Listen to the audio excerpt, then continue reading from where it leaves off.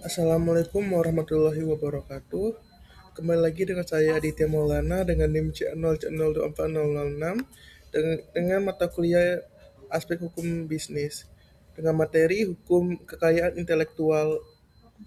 Sebelum mulai materi, saya mengucapkan terima kasih kepada dosen pengampu yaitu Dr. Wimi Eka Putra, SE MSI yang telah hadir pada pertemuan kali ini.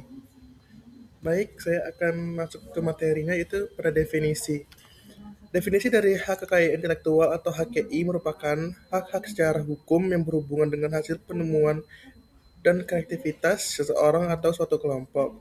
Hal ini berhubungan dengan pelindungan permasalahan reputasi dalam bidang komersial dan juga tindakan jasa di bidang komersial. Kekayaan, kekayaan intelektual mendapatkan perlindungan hukum atas kekayaan yang dikenal dengan hak kekayaan intelektual atau HKI. Dalam undang-undang yang telah disahkan oleh DPR pada 21 Maret 1997, hak atas kekayaan intelektual secara hukum adalah hak-hak yang berhubungan dengan permasalahan, hasil penemuan dan kreativitas seseorang atau beberapa orang yang berhubungan dengan pelindungan permasalahan reputasi dalam bidang komersial dan tindakan atau jasa dalam bidang komersial. Ada pula dasar hukumnya, yaitu yang pertama Undang-Undang Nomor 7 Tahun 1994 tentang pengesahan Agreement Establishing the World Trade Organization. Lalu ada yang kedua, ada Undang-Undang Nomor 10 Tahun 1995 tentang kepabeanan. Lalu yang ketiga ada Undang-Undang Nomor 12 Tahun 1997 tentang hak cipta. Ada Undang-Undang Nomor 14 Tahun 1997 tentang merek. Ada Undang-Undang Nomor 13 Tahun 1997 tentang hak paten dan Keputusan Presiden Nomor 15 Tahun 1997 tentang pengesahan Paris Convention for the Protection of Industrial Property and Convention Establishing the World. Lalu selanjutnya ada Keputusan Presiden RI Nomor 17 Tahun 1997 tentang pengesahan Trademark Law Treaty. Dan yang terakhir ada Keputusan Presiden RI Nomor 18 Tahun 1997 tentang pengesahan ini BM Convention for the Protection of Literary and Artistic Work.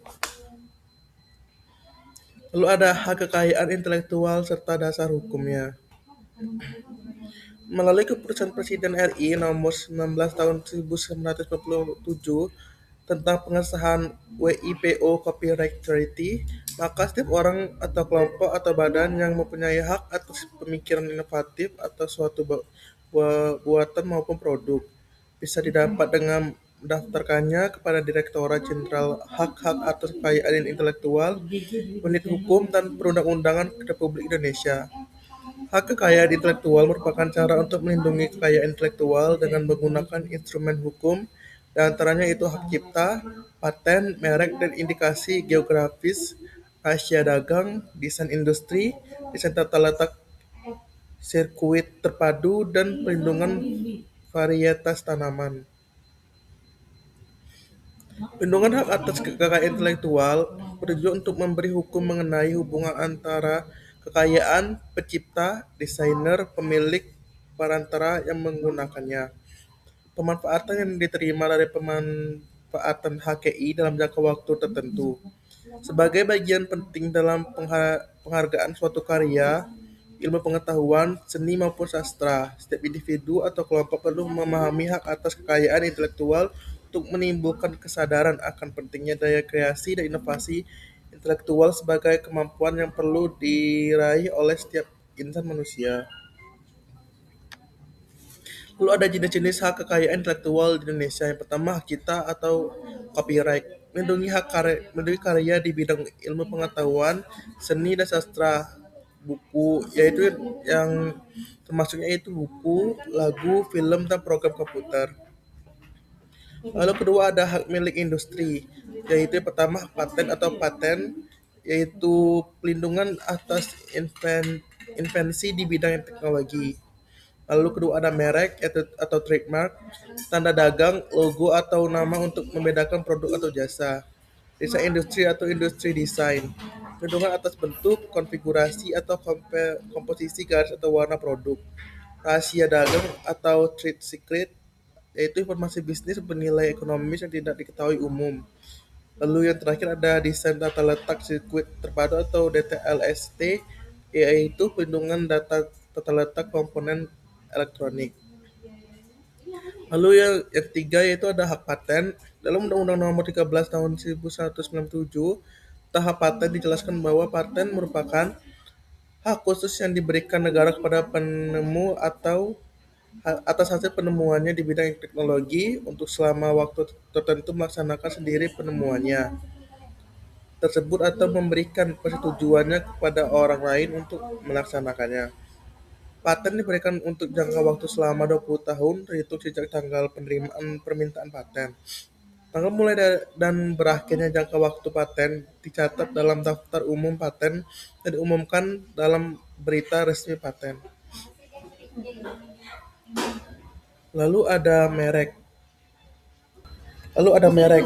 Merek terbagi menjadi beberapa macam itu sebagai berikut. Pertama, merek dagang. Merek dagang merupakan merek yang digunakan pada barang yang diperdagangkan oleh seseorang atau beberapa orang secara bersama-sama atau badan hukum untuk membedakan dengan barang sejenis lainnya. Lalu kedua ada merek jasa. Itu jasa merupakan merek yang digunakan pada jasa yang diperdagangkan oleh seseorang atau beberapa orang secara bersama-sama atau badan hukum untuk membedakan dengan jasa-jasa jenis lainnya. Lalu selanjutnya ada merek kolektif. Merek kolektif merupakan merek yang digunakan pada barang dan atau jasa dengan karakteristik yang sama mengenai sifat, ciri umum, dan mutu barang atau jasa serta pengawasannya yang akan diperdagangkan oleh beberapa orang atau badan hukum secara bersama-sama untuk membedakan dengan barang dan atau jasa sejenisnya. Lalu selanjutnya ada indikasi geografis, yaitu dalam Undang-Undang Nomor 20 Tahun 2016 dijelaskan bahwa indikasi geografis adalah suatu tanda yang menunjukkan daerah asal suatu barang dan atau produk yang karena faktor lingkungan geografis termasuk faktor alam, faktor manusia, atau kombinasi dari kedua faktor tersebut memberikan reputasi, kualitas, dan karakteristik tertentu pada barang dan atau produk yang dihasilkan. Ada pula manfaat dari hukum kekayaan intelektual. Itu ada tiga manfaatnya. Yang pertama itu memberikan kepastian hukum bagi pencipta atau inventor. Yang kedua mendorong inovasi dan kreativitas. Dan yang terakhir itu meningkatkan nilai komersial karya. Lalu ada hukum kekayaan intelektual. Yang pertama, memberi kebijakan. Baik saya ulangi, yang pertama itu memberi kejelasan hukum mengenai relasi antara kekayaan dengan inventor, pencipta, desainer, pemilik, pemakai, perantara, yang menggunakannya, wilayah kerja pemanfaatannya, dan yang menerima akibat pemanfaatan haki. Lalu yang kedua ada memberikan penghargaan atas keberhasilan dalam menciptakan karya intelektual. Lalu yang ketiga ada mempromosikan publikasi ciptaan dalam bentuk dokumen haki yang terbuka bagi masyarakat. Lalu yang terakhir atau yang poin terakhir itu merangsang terciptanya alih informasi melalui kekayaan intelektual serta alih teknologi melalui paten. Baik, kita sudah masuk ke bagian kesimpulan. Kesimpulan dari materi hukum kekayaan intelektual yaitu haki merupakan bertujuan untuk melindungi karya setiap orang karena pemegang haki mendapat perlindungan hukum sehingga dengan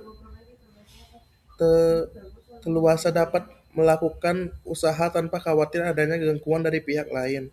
Dengan adanya haki, menjadikan karya yang sudah dihasilkan menjadi memiliki nilai ekonomi karena manfaatnya dapat dinikmatinya dan sudah mendapatkan kepastian hukum sehingga menumbuhkan semangat dalam berkarya dan menciptakan sesuatu. Baik, demikian materi yang telah saya sampaikan. Semoga bermanfaat buat teman-teman semuanya. Apabila ada salah kata atau salah kalimat, saya mohon maaf. Saya akhiri, wabillahi taufiq wal hidayah. Wassalamualaikum warahmatullahi wabarakatuh.